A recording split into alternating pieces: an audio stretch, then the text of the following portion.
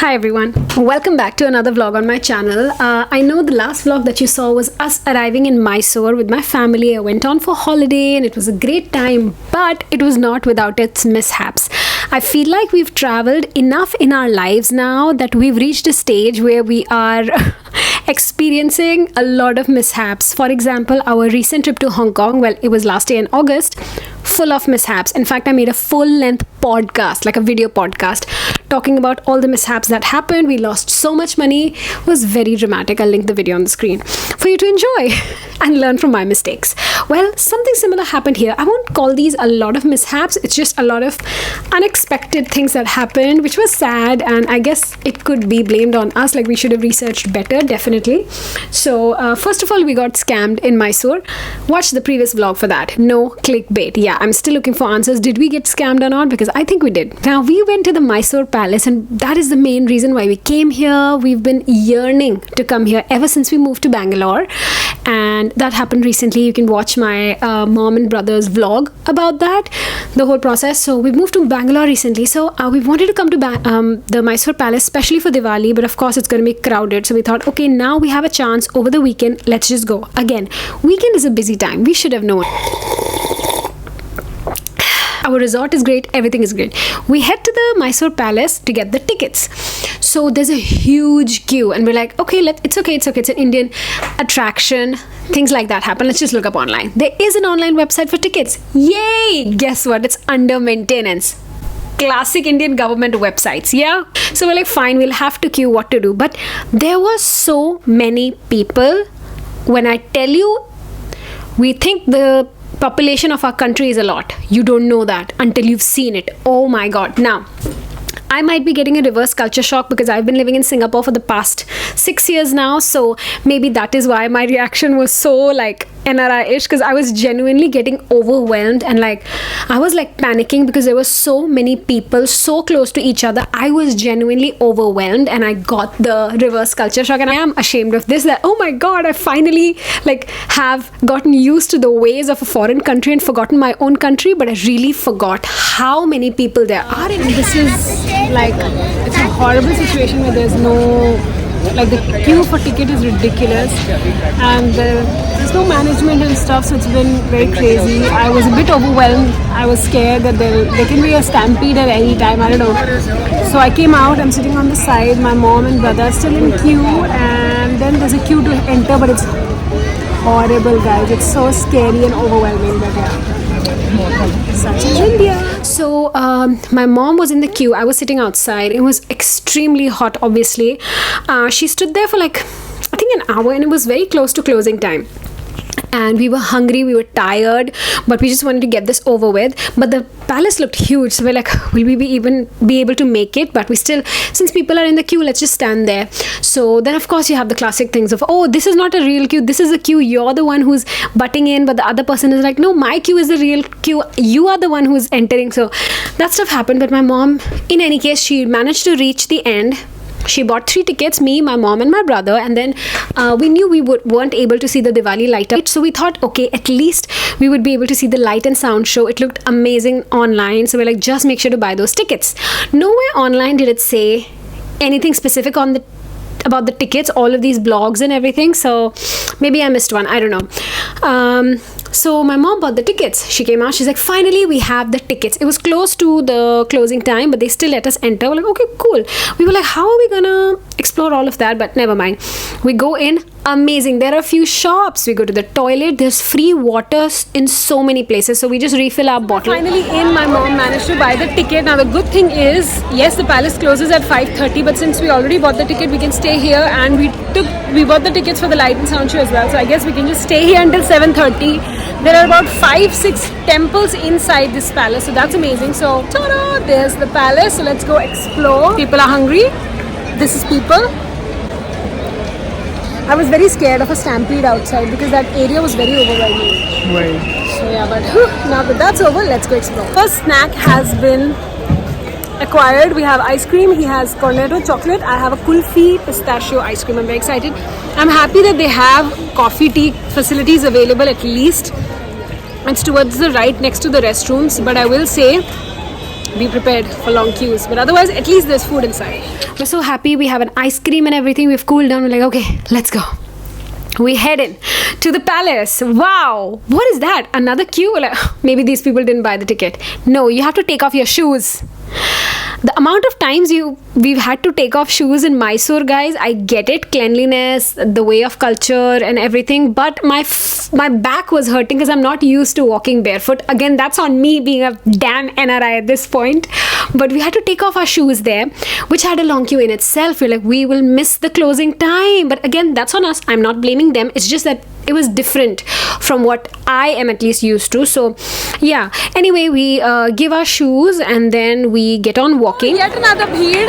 You have to take off your shoes for some reason. Everywhere you go here, you have to take off your shoes. So that's disgusting. So that is something to know. So now we are entering. So when we're entering, he said, okay, it's 9 people, right? We said no, it's because there were 2 tickets.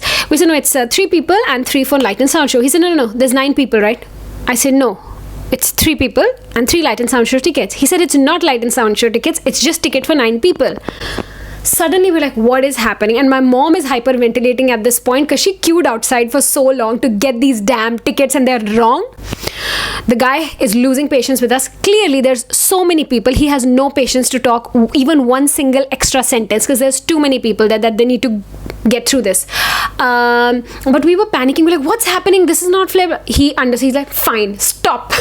I can understand his frustration. He told us that these are just tickets for 9 people for the palace. We said no, but we asked for light and sound show tickets. Guess what he told us? If you want light and sound show tickets, you need to go out of the palace at 7 p.m. This was 5 p.m. or 4:30. You need to go out at 7 p.m. There's going to be another queue for light and sound show. You need to queue again. I'm sorry, that's not okay. These tickets are for 9 people and we just paid for 9 people, but my mom said I clearly told him I want tickets for the light and sound show. He said okay and he gave me 9 tickets. What is this? But again, I can't blame the employees because there's so many people. How are you supposed to manage that many people from a little single window when the tickets are still like the old method? So I think the tourism department just really needs to get their shit together. This is not on the people, this is genuinely on the department, and I can say this because I've studied tourism studies and I so badly want to change this because I've traveled around the world and I know how these things can be made better. But just why is nobody doing anything to make the systems better? I don't understand. I'm very passionate about this topic. I have a master's in tourism, by the way, just letting you know. That's why I'm more passionate about this topic. I really tried to look for a job in the Indian tourism industry, but I couldn't find any leads. So we say, okay, but this is not fair. We've already paid and now the window is closed because now we can't even exit and come back because the palace is closed. Now whoever's in is in. So they said, it's okay. And there's only one way to go in the palace. So they said, once you come out, go to there's a police station in the palace. You go there and they're going to help you. And there's an admin office as well. We're like, okay, fine. There's 5 floors. How are we going to figure it out?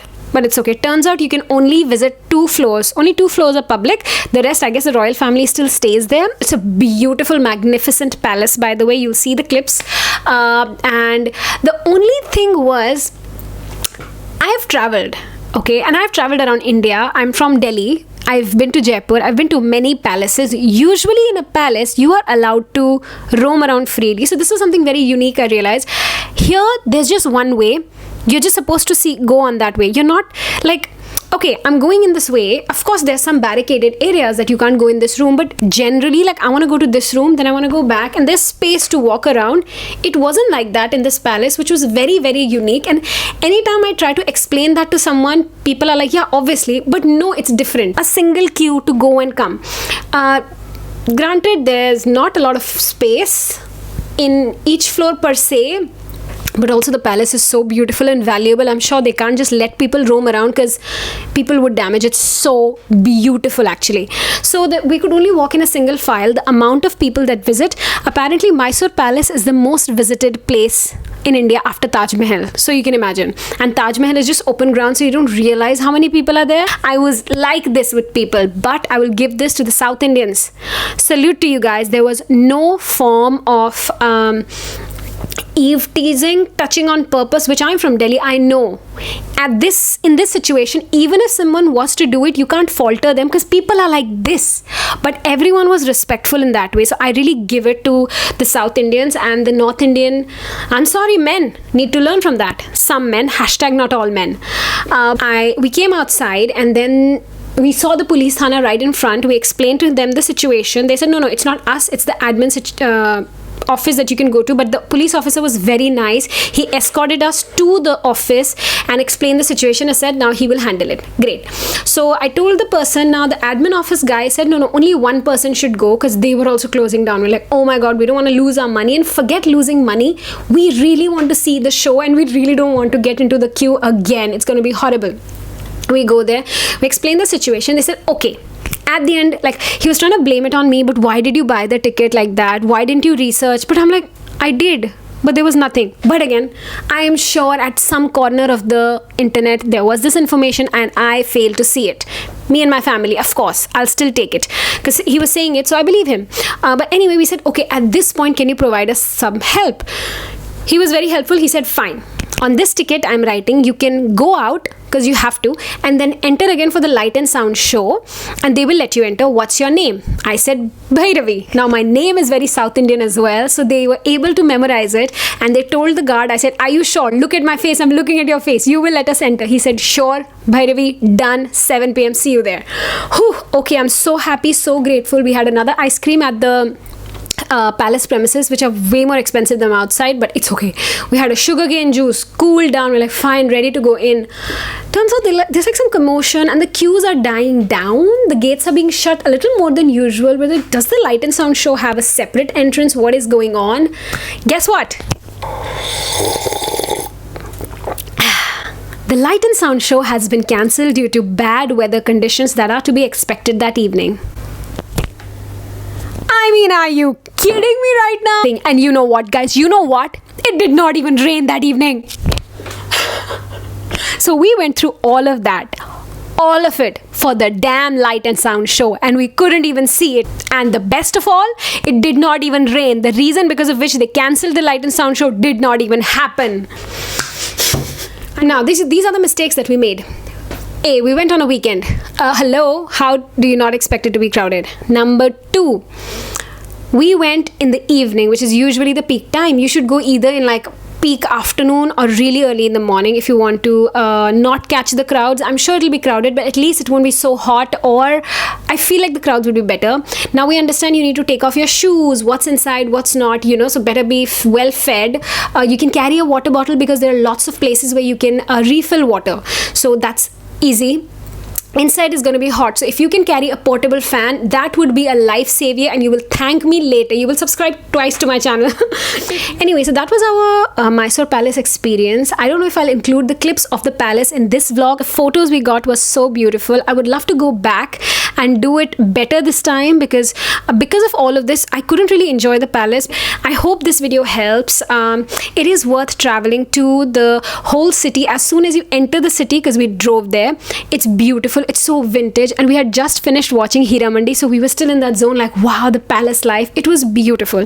So I would highly recommend you go there, but make sure to go during the off season, off peak hours. It would be better for you. You can definitely stay at the resort that we stayed at. It was affordable and it was so relaxing and beautiful, so you can definitely stay there. That was a 10 on 10, definitely. I've posted a whole tour of it in my vlog as well, so make sure to check that out. Make sure to check out my other vlogs where I talk about my daily life in Bangalore, what do we do there, and we're heavily exploring Bangalore. So if you want to check it out, make sure to see that, because I always believe that you don't really need to go to a foreign country to be able to travel. You can always travel in your own country, because our country is filled with so many treasures. We just have to find them.